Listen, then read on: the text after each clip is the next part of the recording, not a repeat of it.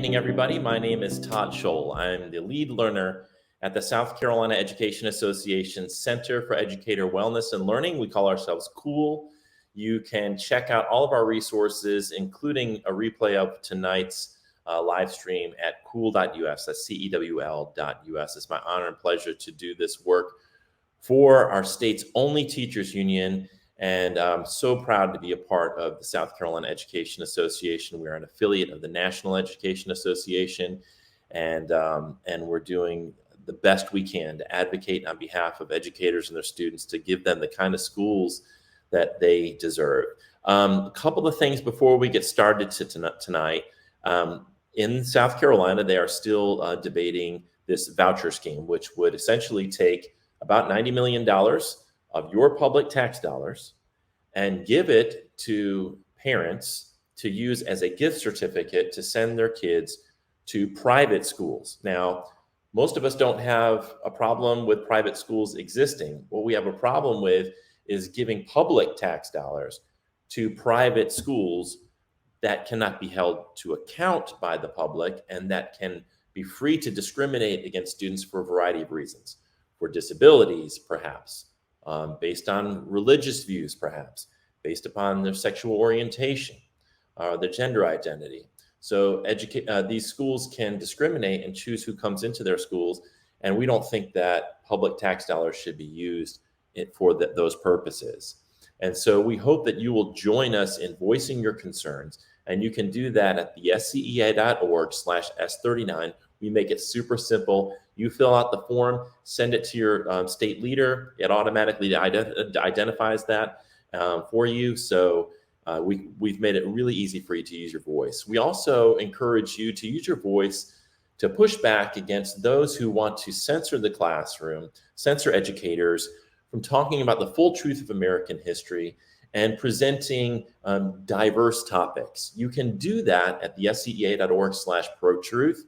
We think it's really, really important that we keep schools free and that people have the freedom to, that educators have the freedom to choose within certain parameters what kind of truth is told about American history, which is a history filled with many things that are triumphant and celebratory, but also mistakes that we made. And one of the best things we can do for the future generations is to talk about the mistakes that we've made as a species, globally, in our country, in our state, so that they aren't doomed to repeat those mistakes. So we hope that you'll join us in standing up for truth. And then finally, we invite you to connect with us at the SCEA at the SCEA.org/connect. We would love for you to connect with us. Now, tonight's topic is a potentially quite controversial one. It's been in the news a lot. We hear a lot of political pundits and different organizations and groups talking about these issues, and it can be tricky to talk about. And I know there's a lot of educators out there who want to advocate on behalf of trans students, but maybe they don't have all the language and sort of ways of framing the message worked out. So tonight, our goal really is to have a frank and open, honest conversation about how we can protect trans youth, how we can stand up for our trans youth in our classrooms and do so effectively, pushing against a lot of false narratives and misinformation that is out there, and a framing of the topic in ways that really kind of confuses and muddies the water around the topic. So we invited Amy Magnafichi Strong tonight to talk with us. She's an educator in many capacities throughout her career, and for over 15 years, she taught English at the middle school, high school, and university levels. During her graduate studies, she taught in the English education program at Illinois State University, preparing future secondary English teachers to teach composition. She also held positions in both NCTE and IATE, serving as president of IATE, and currently holding the position of Intellectual Freedom Chairperson of IATE. At present, she is earning her Ed.D. Doctoral degree with a concentration on intellectual freedom advocacy. And although she's not currently teaching in the classroom, she considers herself an educator by providing professional development and mentoring for educators. So let's bring in Amy. Amy, how are you doing tonight? I'm great. How are you, Todd? I'm doing well. Did I miss anything in your bio that you want to share with our listeners tonight? I do live in South Carolina. Okay. So I have been taking part in some conversations here in education in the Myrtle Beach area. So I kind of have a foot in two states in the work that I do. So I'm not just doing this kind of advocacy work in Illinois, I'm also doing it in South Carolina. So if anyone is wondering, well, why is someone from Illinois talking with us, right? Well, I'm in South Carolina as well. So that might clear some things up. Thank you, Amy. So tonight, we're talking about the topic is protecting trans youth. What are let's just kind of like start right there with the topic. What are some of the ways that we as educators can protect trans youth? Well, I think I want to back up just a bit before we get into talking about what we might do. I think it's really important for educators and administrators to understand some things that are going on with trans youth in our schools from their perspective. And then that kind of will lead us to the conversation about, so what do we do about these things that are happening as educators if we can? The Gay, Lesbian, Straight Education Network, which is a wonderful organization, and I highly suggest all educators pop onto their website. They provide really, really rich information for educators on how to support youth in the LGBTQ plus community. They've done some research, and their statistics for trans youth, I think, are really important to this conversation. Transgender students have reported that 74% of them feel unsafe when they're at school. And 74% of those who responded that are transgender in schools have experienced in-person victimization when they're at school. 73% of their trans youth respondents say they have avoided spaces at school for safety reasons, like locker rooms and bathrooms. 38% have missed school or changed schools due to not feeling safe in their current school. And 78% of the youth that they surveyed, trans youth they've surveyed, have reported incidences with being discriminated against within their own school. And I feel that those statistics on how trans youth feel and what they're experiencing should guide this conversation. Yes. Right? We have a demographic of student who on a daily basis doesn't feel safe, doesn't feel accepted, is afraid to be in certain spaces in their school. And all of us working in education should be concerned about that, right? Yes. So what are some things we can do as educators?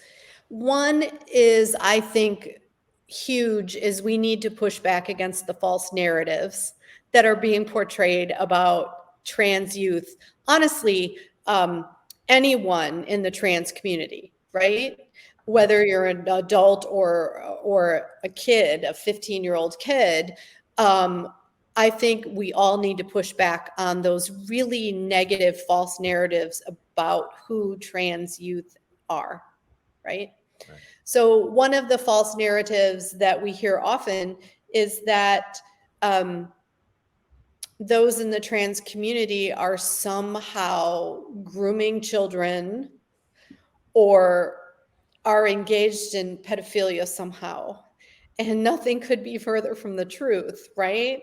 Like, being trans, being gay for that matter, does not in any way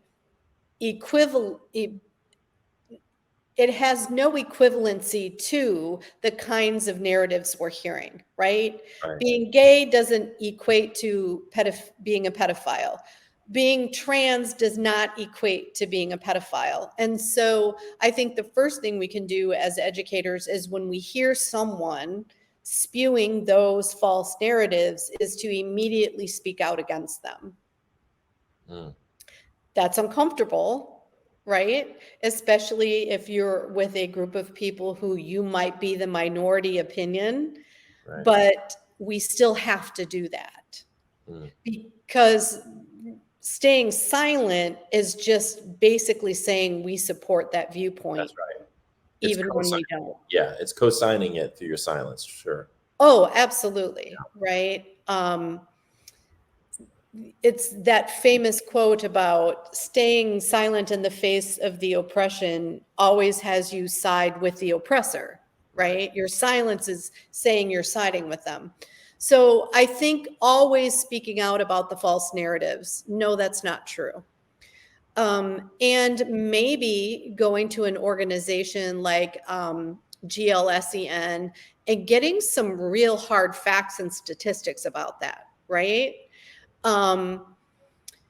Because opinion without fact really doesn't amount to much. We know that. So to be able to back up what you're going to say, well, statistically speaking, here's the numbers, right? This is not true. And you can find those numbers.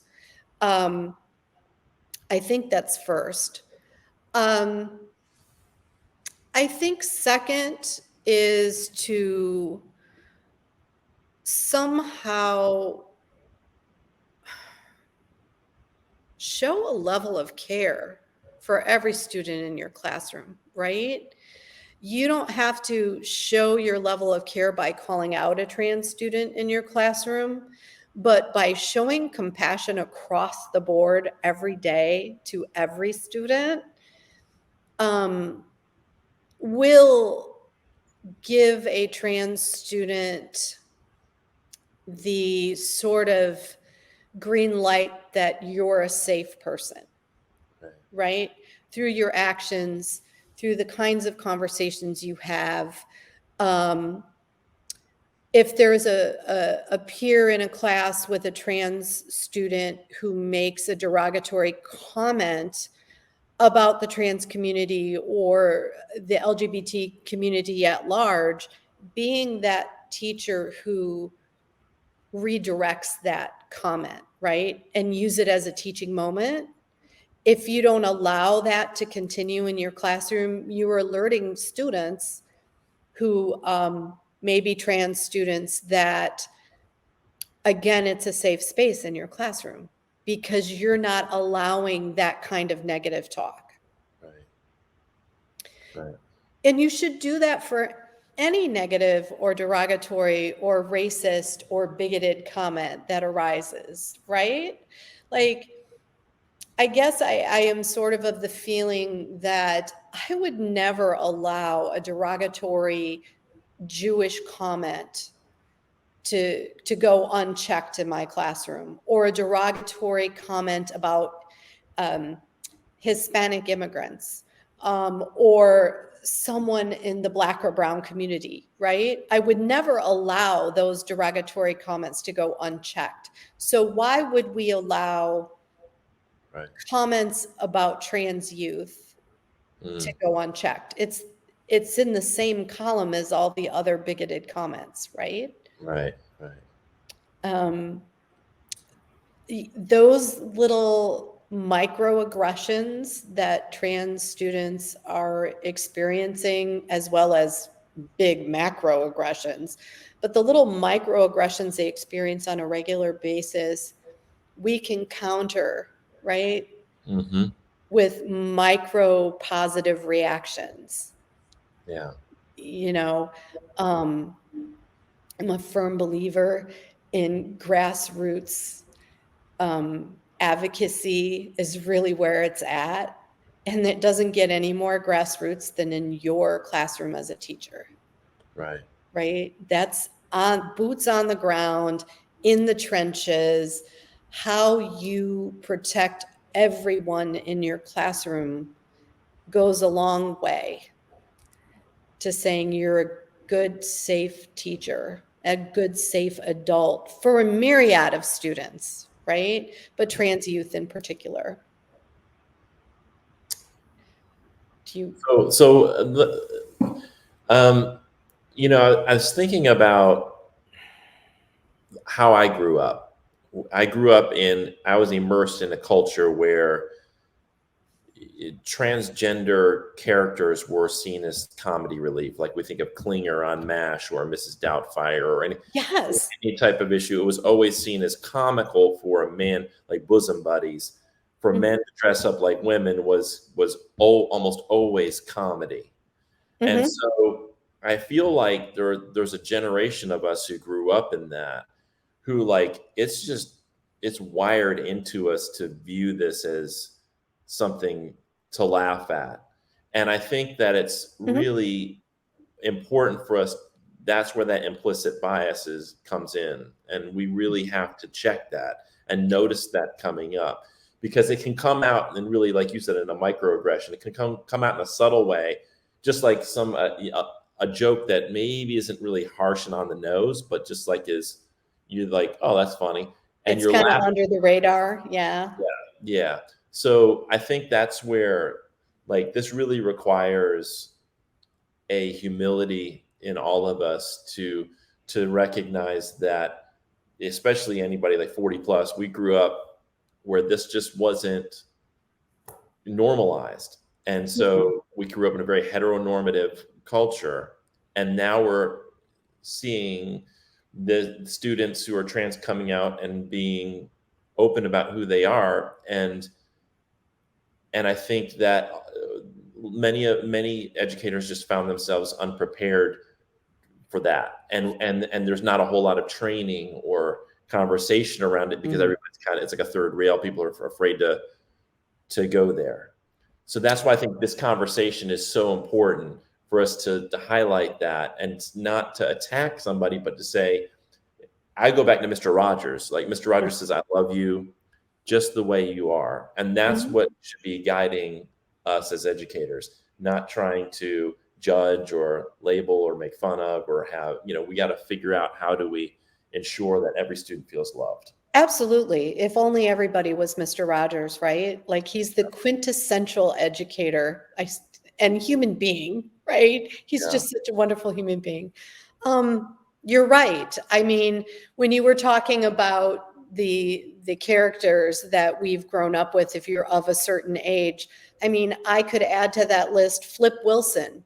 Right. When I was a kid, the Flip Wilson show, one of his top characters was Geraldine. He dressed as a woman named Geraldine, right? And it was comic relief. And, you can go back to the 40s and 50s to people like Milton Berle or, that has always kind of been in our society. Let's go even further back. Let's go to Elizabethan times and Shakespeare's times, and it was considered horrible for women to be on stage, right? All the female parts in Shakespeare's plays were played by men, right? Like that, and they were in dress. So it's that sort of drag idea has been around forever. But drag and trans are two different things, right? So also learning to parse out the difference. You can be a drag performer, but not be trans, right? You can be assigned male at birth, and you can be a drag performer like a RuPaul, like RuPaul is, but RuPaul is not trans, right? Like he still is embracing the gender he was assigned at birth. He just happens to be a drag performer. Right. And so I think we also need to educate people working in schools, educators in schools, and the public that there's a difference, right? Like a trans student sitting in your classroom is not playing drag. It's not a performance for whatever, right? It's not performative. It is their identity. They sit in that identity. They don't take it off, right? Like RuPaul takes off his drag identity when he's done performing on stage, and now he's RuPaul the man. Trans youth don't do that, right? And I think we have to learn those terms as well, right? That this does not equate to this, and one allows you to go back to who you are, and one is who you are. Right. I think one of the confusing things for people in my generation, so there's a lot of teachers like in the 40s and 50s, you know, we didn't grow up in general. Like, I can't remember going to school with anybody who identified as trans, but that does not mean that trans students didn't exist at that time. It just it wasn't a safe place for them to express that. Right. They probably wouldn't have expressed it until they became adults, and right? Right. If ever. So this is why I think there's a lot of people that think this is just a new phenomenon. Mhm. And we know that, just, but I think there are people that see this as this is just a kind of a fad or a phenomenon that's coming on, and we shouldn't be supporting this. And I think that's where some of this pushback comes from, which is a huge part of the problem, is not accepting the fact that there have been trans people from the beginning of time. Right. It's the getting that out there, that information out there has lagged behind. And what I'm about to say, I in no way am saying that we are where we need to be with someone who's gay, right? A man who identifies as gay, or a woman who identifies as lesbian, we are nowhere as far as we should be in protecting those groups of people as well. But we're a lot farther along in that battle than we are with trans youth, right? So I would say that those of us of a particular age, me included, I know that I went to school, high school, with someone, a boy in my class who we would have back then said, probably he's gay, but we would have never said it out loud, nor would he have, right? Right. So I think that we have moved further in that acceptance but there have always been people in the LGBTQ plus community. It's just that when it became safer to voice who you were is when those changes start coming, and there's always pushback, right? I just don't think we're as far along with trans youth as we are with some other groups in the LGBTQ community. Does that make sense? That does make sense. And one thing I wanted to mention as I'm thinking about this, if I'm watching this, I do want people to know that we are planning a follow-up session where I will have a trans educator and trans students on here to voice their perspective on these issues. And I think that's going to be important to hear from them. And I wanted to make sure that I stated that clearly, because I think that's important. I think it is as well, because too often marginalized groups are kept out of the conversation, right? And we can say that about any marginalized group, right? Oftentimes we're making policies in education, and when I say we, I mean society at large, right? about best education policies for African American students, but there's not a single African American sitting in the room discussing those policies, right? Or the best policies for Indigenous students in education in the United States, but there's not a single Indigenous representative. And so I'm glad you brought that up, because that is important, right? To have those voices, because it's their actual lived experience. Yeah. And that lived experience matters. Yeah. And, as educators, I would like us to embrace all of our students, regardless of who they are, right? Or where they come from. But I also want us to be able to give some people who are working on changing their worldview some grace as well, right? Right. To go through that learning process. That this is, as an educator, there may be an educator who's like, I want to do the best for my students, including my trans students.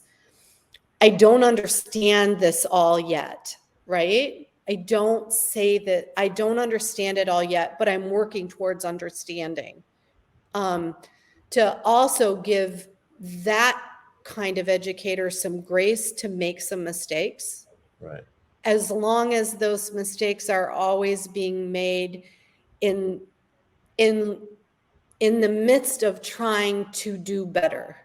So I think that's a really good point. And this is something that I hope I don't articulate incorrectly. So I hope that people will give me grace when I say this. So as a cisgender, heterosexual, white male, when I think, sometimes see dialogue taking place, and a person, I know the person's well-intentioned, but they maybe misgender somebody. Right. And then instead of like saying, well, that's not, but it's like a gentle correction, there is a really aggressive, aggressive pushback against the person, and there's a lot of judgment and criticism. Mm-hmm. From my perspective, I can't imagine how it feels to constantly be misgendered and have to deal with that, the potential frustration and the anger that you're experiencing. So then when I say, well, we ought to give this person grace, it's hard for me, I'm saying that as a person who needed that grace. I think it might be harder if you're the person who's on the other end of that misgendering and the constant feeling under threat. So, but I think your point is really an important one, that we aren't where we need to be, but to get, if we think about it this strategically, how do we get where we want to be? How do we make allies? I don't think we make allies when a person makes what may be an unintended mistake, and we just slam them and just ostracize them and tell them immediately label them transphobic. Absolutely. Because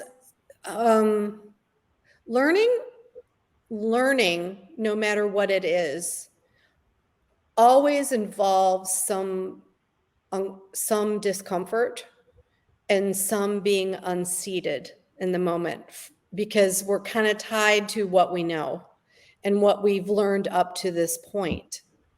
And so if we can look at it as we're all in this learning education process together, right?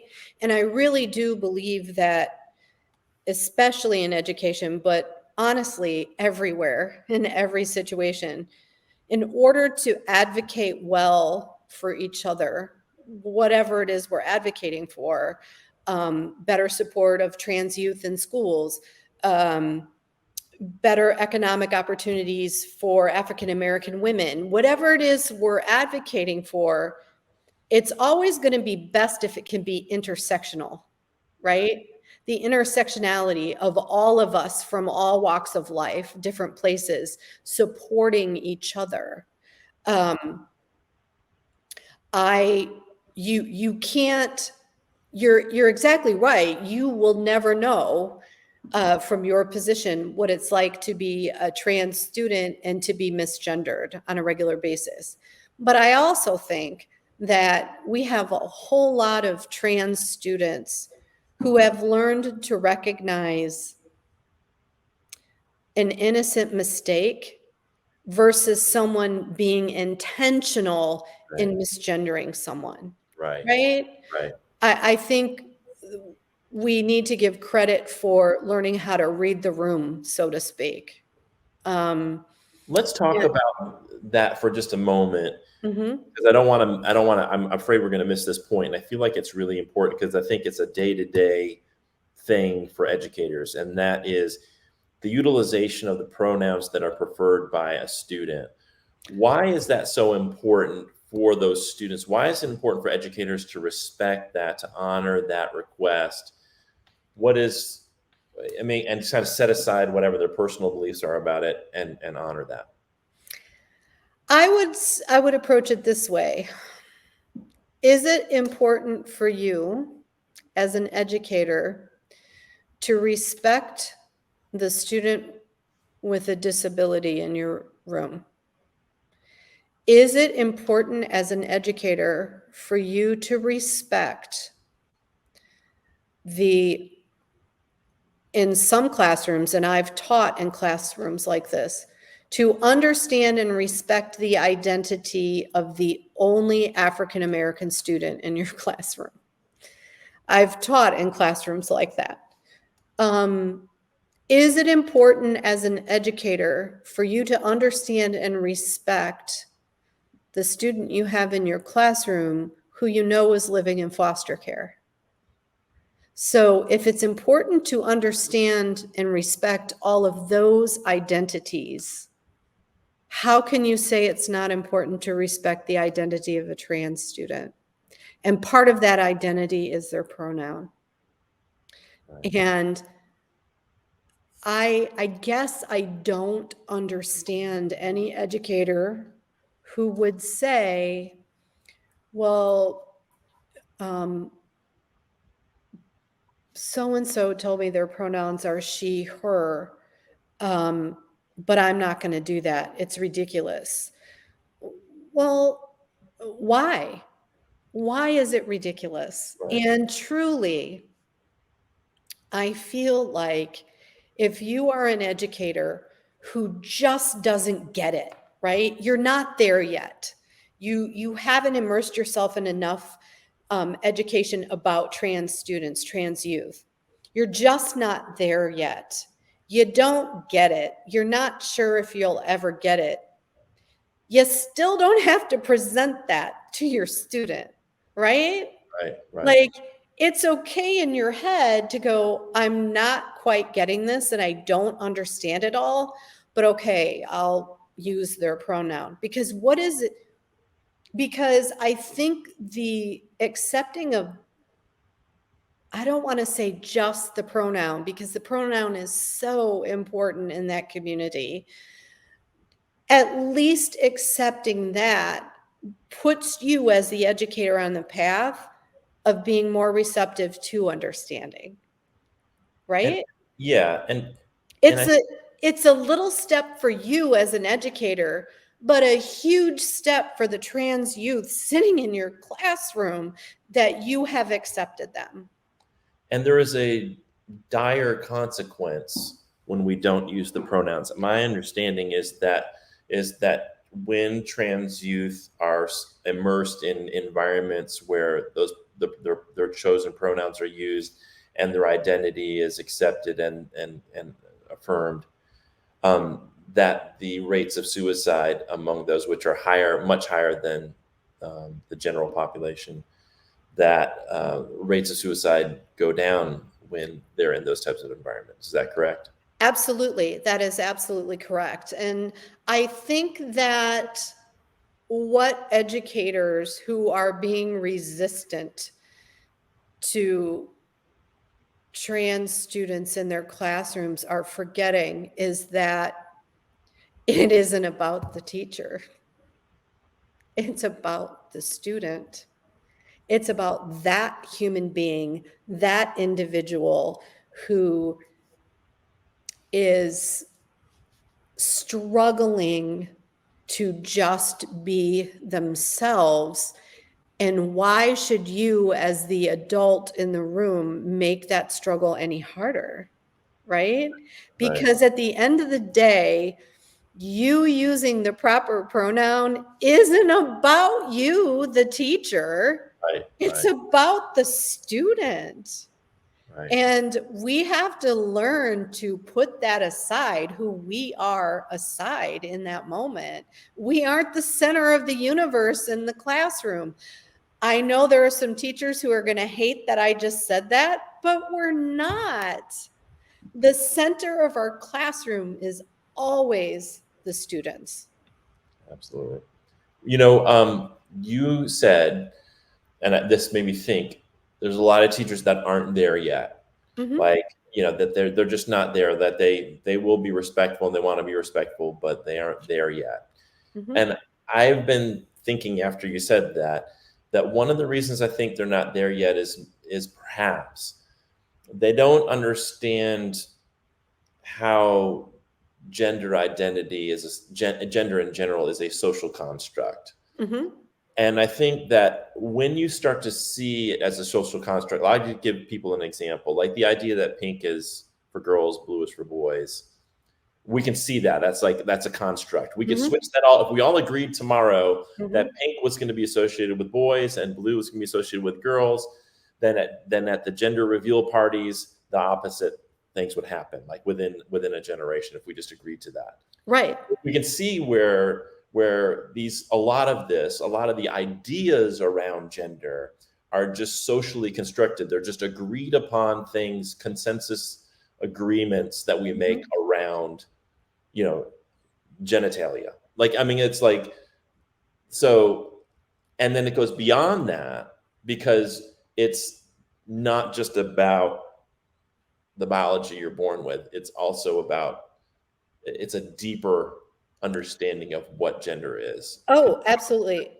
I wish I had it up on my computer. I don't. And after this, I will dig for this article and I will send it to you, Todd. I read this brilliant article by a biologist, a research biologist, about the nuance of how our cells are created and composed, and that it is so much more than just who has an XY chromosome and who has an XX chromosome, right? Like, as beings, there's so much more to it than that, that's nuanced, that things get turned on and off in our chemistry and it makes us who we are. And it isn't necessarily always boy girl, right? Right. That it's never been that. And most biologists have always known that. But you're right, our social constructs have been much more powerful than the biology part of it, right? Right. And I would take that one step further and say that the gender social constructs of gender have by and large throughout history been promoted by whoever's in power, Right. right? Right. For a specific purpose. Right. The whole concept of race, gender, Yes, those delineations have served people to maintain certain power dynamics. absolutely. We can see that in patriarchal systems, Mhm. that male dominated societies. There's a good reason to continue from the male perspective, to continue those type of those types of constructs around gender, Mhm. because it serves to maintain that patriarchal system, which is, benefits the men you know who Create benefit. the system. Yeah, great. Absolutely, absolutely. It's I think, this is really diluting it, and I don't mean to dilute it, but at the end of the day, treating people with respect matters. period. Treating people with respect matters. Yeah. And I would like us to get to a point where we're treating everyone with respect, regardless of, the color of their skin or their gender identity, or, right? Respect matters, bottom line. Yeah. But we are in a situation in schooling where marginalized groups of students still aren't being treated with respect. Right. And there are so many ways to do that. And, you brought up again the teacher that's trying to learn, they're trying to be better. We can always go back to Maya Angelou, do the best you can until you know better and then do better, right? Right. Um, I want to get to, I don't mean to interrupt you, but I want to get No. to a point that you made as we were talking before we went live uh-huh. about this straw man argument that's being used by groups like Moms for Liberty. And we see these, ultra conservative groups who are using this straw man argument that we just don't want pornography in our schools. So this is one of the things, the way the argument is framed when we talk about having books that have transgender characters, or that have queer characters, or gay, lesbian, characters, and they're conflating any book that has that or describes any kind of intimate acts or romance between those characters as some form of pornography. Yeah, can you talk about that? Because I thought that was a really good point. Absolutely. In fact, I just made this point of back in January at the Horry County School Board meeting.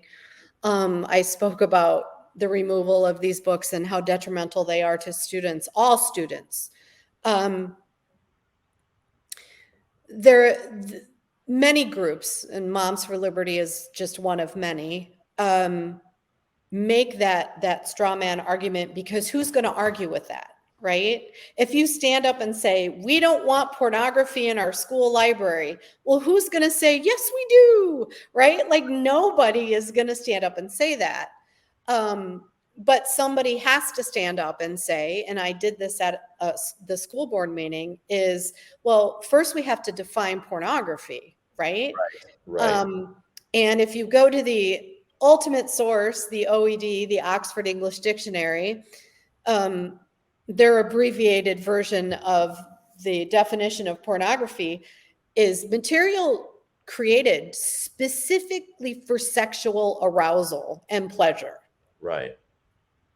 None of the books that are across the country being challenged have not been created for that purpose. Right. Gender Queer, which is an amazing graphic novel, was not created by the author for the sole purpose of sexual pleasure, right? Like, it's an actual story of trying to find your own identity, and the struggles that takes. And yes, that often involves, with teenagers, sex. Like sex and sexual relations is part of human development, Right. It's part of who we are. That doesn't constitute pornography. And so I think, again, as teachers, educators in situations, is you have to continue to redefine that for people. Well, no, that's not the definition of pornography. Reading All Boys Aren't Blue, another great young adult novel, it is not created for that purpose, right? It's created to tell a true lived story about a particular person. And we have over 20 plus years of research, educational research, that says students in schools who see themselves and stories similar to their own in the materials they can get at school always do better in school. Right. Right? Representation matters, bottom line. It not only matters for the marginalized group of students to see themselves in books and materials and learn history about their marginalized group, it's also important for all of their peers to learn their stories. Right. It creates empathy, right? If you can learn about other people and their struggles, it creates empathy in you and you become a more well-rounded person. And I think there's a point to be made here too, and this is about the censorship we're trying to fight at the SCEA, is I think we need to sort of delineate, make some things clear. Like, we're not saying that genderqueer ought to be assigned reading to a class of kindergarten students. That's like a like, no-brainer, right? Right, it's a no-brainer, but I think sometimes we have to make this clear of what we're talking about here. We're also not saying that if you're a parent that we're going to tell you your child has to read genderqueer and you don't have a choice. Like, if you don't want your child to read it, that's a conversation between you and your student based on your values and what's going on in your home. My child, who's he's 18, if he tells me I'd really like to read that graphic novel, it's available at school, and he brought it home, I'd be like, well, okay, great. So why are you reading it? What are you learning? What is it about? Mm-hmm. And for me, in my household, it's fine. They're trying to impose a particular value system on everybody. Mm-hmm. We are saying, we're not trying to impose our value system on you. Please don't impose your value system on us. I Absolutely. It should be clear that we ought to be in a free society, be able to have books, and we all agree, not pornography, but they're defining something as pornography if it has sex in it at all. And the way I push back is the Bible has incest, rape, prostitution, torture, murder, infanticide. So if we're gonna if that's gonna be the rubric, that it had some sex in it, or is it really the problem that it has sex that you personally don't approve of in the book? And that's where the bias comes in, and that's where this becomes a problem and an infringement on people's freedom of speech and freedom to read and access materials and information that is edifying to them as individuals. You are spot on. And a lot of the work I have done with the National Council of Teachers of English and in the Illinois Association of Teachers of English, professional organizations, and we also do a lot of work with the National Coalition Against Censorship, another great organization. If you're a teacher, they provide free materials for all this kind of stuff, is that any school district worth its weight will have a challenge policy laid out much in the way that you've just described. And as a high school classroom English teacher, I've had parents over my career come to me and say, I'm really not comfortable with my daughter reading this book that's assigned whole class. Right. Okay, you can have that conversation with that parent. Hopefully you can get to what they're worried about. And maybe if you allay their fears, they'll allow their daughter to participate in that book. If they don't, then a parent always should be given the option by a teacher. Well, let's pick something that has similar themes, which is why we're reading this book, but you might be okay with, right? Susie's going to read a different book than the rest of the class, but I can work with you on that, right? Like there's always policies that can be put in place to give parents choice, right, for their son or daughter. right. But if it's a book in the library, a school district can, and although it's more work for the library staff, can institute a policy where a parent can give to the library staff a list of books. I don't want my son or daughter to check out these titles. Please don't let them check them out. There is a way. Right. There is a way that all parents in a school Yes. get a right. That's what I'm getting at, is we can honor everybody's sort of individual beliefs and values and sensitivities. There may be books that my child comes home and you know, I don't want him to read, but I mean, that's not going to happen probably in my house, but the idea here is that I think what's happening is they will take a section from genderqueer or any one of these books. They'll take out a certain pages or certain segments of the book, and then they portray that to the public as though this is what the whole book is. It's just a whole book full of just sexual acts throughout the book, and that's how it's portrayed. And what I'm saying is that would be like saying that the Bible is all about incest or all about rape, just because I can pull out certain passages. And because you can pull out the story of Lot, whose daughter slept with him in order to give him an heir, right? Right. So then is the entire book is not worthy of study or worth having in the library for people to check out as an important historical document, an important religious document. Like this is what, and see, this goes to a more fundamental issue of the lack of trust and autonomy and freedom that we give to educators to do what they know is right for all students. And you mean treat them as the professionals they are? Right. So librarians, media specialists are trained to look and examine all these materials and determine what is age appropriate and what is going to give students the broad diversity of representation that's necessary for them to get the books that they need and the materials they need. And they also know where certain lines are drawn. And there are going to be some gray areas, and there's going to be some things we have to talk about.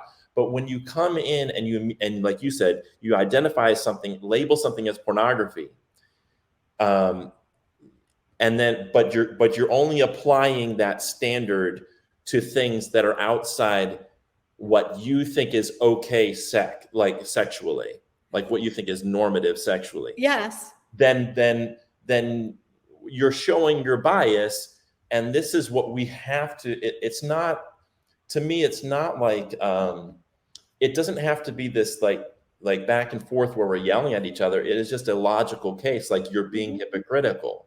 Your standards are hypocritical, and we're not going to tolerate hypocrisy. And your standards are a slippery slope, because like you said, you could technically apply it to a holy book for many people, the Bible, right? So if you're going to apply your standards to books that contain this, whatever this is that you don't like, where does that end, right? We're going to end up with no books. Right. And that's what's happening, is a lot of educators are now scared in this environment where in Florida, where it's a felony to have certain books, teachers are absolutely scared. So they're like, well, I'm just going to get rid of all of my books. All of my books. Because I don't know which one's going to be interpreted as pornography by this parent. And then what we have happening in South Carolina now is folks who are intimidating librarians, media specialists, educators through FOIA requests, saying, I want every email that they've ever sent that has these search terms. And then they're feeling this sense of intimidation because they're aware of this taking place, including their deleted emails. And now they're like, well, geez, I guess I don't want to get in trouble. I'm going to take that book out. I don't want to get in trouble. And then at the end of the day, yes, it's horrible for teachers and educators. It's horrible for librarians, media specialists. But honestly, the number one stakeholder, I'm going to repeat it loud and proud, the number one stakeholder in a school system are students. Yeah. They are our number one stakeholder. Yeah.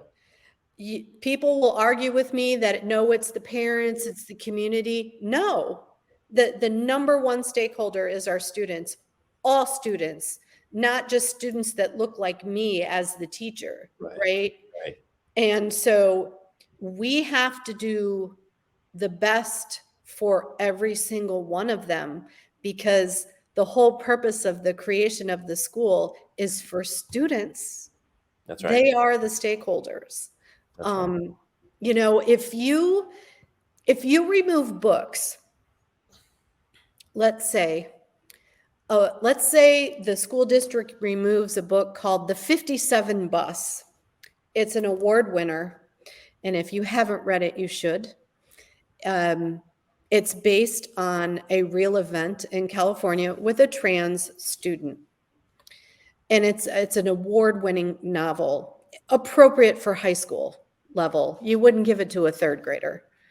If you remove that book because you say the fact that the character is a trans student, and it talks about her sexual orientation, and it talks about trans culture and blah, blah, blah, blah, blah, you as a school district or a teacher or a parent are signaling to every trans student in your school that somehow they are not worth talking about, and that their lived experiences are somehow wrong.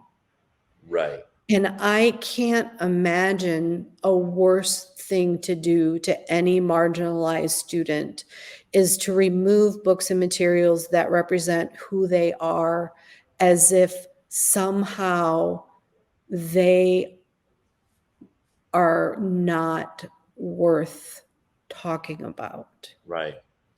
And this is why we're not just talking about people's personal preferences here. We're talking about a matter of life or death. Absolutely. For trans students. Absolutely. And, you know, I wanted to share, I'm going to bring it up. I have it saved here on my phone if I can, and then we'll bring up the other. There's a statistic from the Trevor Project, who's doing wonderful work for the LGBTQ plus community,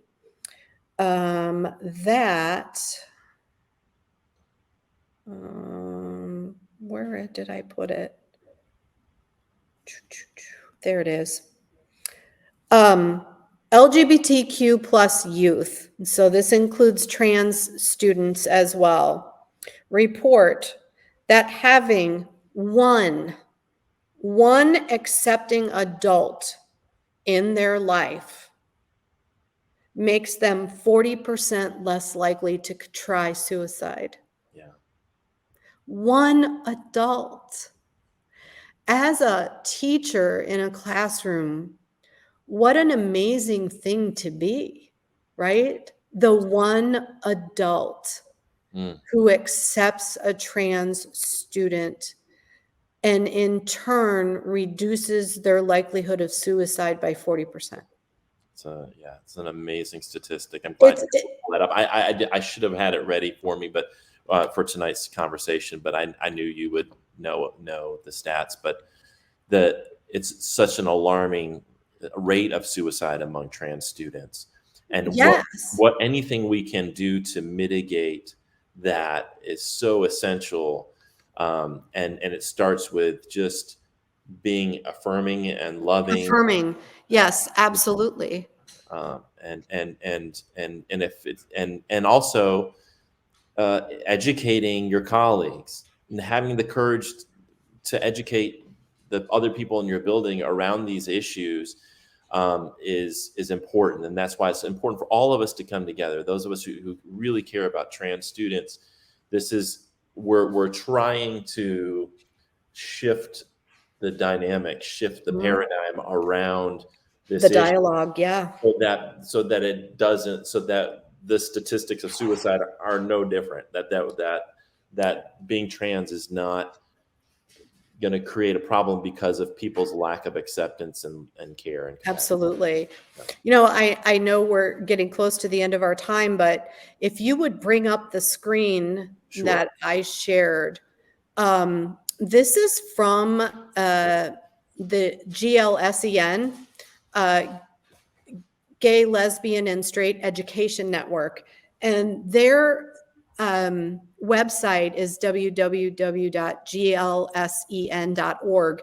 Great resources for educators who want to learn more about advocacy for trans students, for gay, lesbian students, bi students. I just pulled up this blog from them that says that there are 5 things educators can do to affirm trans youth. And 5 is not a lot, right? But I think it's important to think about these, make visible your commitment to the LGBTQ and trans and gender nonconforming students. Put up a safe space sticker. If your school won't allow you to do that, we talked early in our conversation about how you can do that sort of under the radar by how you talk about different people, right? There are ways to let your students, trans students in your class, know that you are affirming them. Check in with your students, especially your GSA or LGBTQ students, to assure that they still have the right to a safe and supportive learning environment. Help students know that they always have someone to turn to, even if it's not you, right? Direct them towards organizations. Just check in, right? Like, just ask a student, how hard is it to walk up to a trans student sitting in your classroom and just say, Joe, how are you doing today? Right? Like, just ask. And you're not calling them out. You're not bringing attention to the fact that they are a trans student. Right. You are just asking them how they are. That's huge. Just checking in with your students, finding out what your school's policies are, having discussions with your administration about what kind of policies you would like to see as an educator in that building. Advocate, advocate, advocate, advocate. There's so many ways. Take action with other educators. Find your people in your building, right? As a teacher in a school, you know who your fellow people are as teachers, right? The ones who hold your same views. Make a coalition together that here are simple things we can do to support these students. Grassroots advocacy is huge. I can't stress it enough that as a teacher, as an educator, your priority is the well-being of every student in your classroom, regardless of who that student is. Well, Amy, we are past 8, and I want to honor the time I told you, but I mean, there's so much more that we could cover, and we may need to do a follow-up to this conversation. I am welcome to come anytime you want to talk about, supporting students in school. Well, thank you so much. I appreciate your advocacy. I appreciate your expertise and your knowledge and sharing your heart. And I think that's really kind of what this all comes down to for me, is a conversation about how do we express love and care for other human beings? What is the best parts of ourselves? What is the best part that we can give to the world? And how do we champion and help those who are often receiving the opposite of that, receiving hate and ignorance and living in fear? And so thank you so much Thank you for having me. I really appreciate it. I hope you have a great weekend coming up. Appreciate it. Thanks so much. Thank you. All right, everybody. That was Amy Magnafichi Strong. Thanks to her so much. I put in the comments the link to the GLSEN website. Highly recommend you take a look at that and the different resources that are available to you there. I want to thank Amy for her time and expertise. We are, as I mentioned earlier, I'm in the process of organizing another live stream that will bring on a trans teacher and some trans students to have a different type of conversation around this, to hear directly from those students some things that maybe we're not aware of, and what their perspective is and what their needs are and how they're experiencing life in school. And so I think it'll be great to hear from their voices. So be on the lookout. Hopefully within the next couple of months, we will start promoting that event. But I want to thank everybody who's tuning in tonight and listening with an open mind. And that's really, as we approach these subjects, these are sometimes really hard subjects. But I think if we approach them with curiosity and compassion and patience and kindness, and we come together and talk about things and ask questions and really think through things, we can come out with policy and behavior on behalf of educators that will help our students flourish. And that's really what we should be about, is helping young people flourish, helping them be happy, helping them be at peace, making sure that they have what they need to be successful.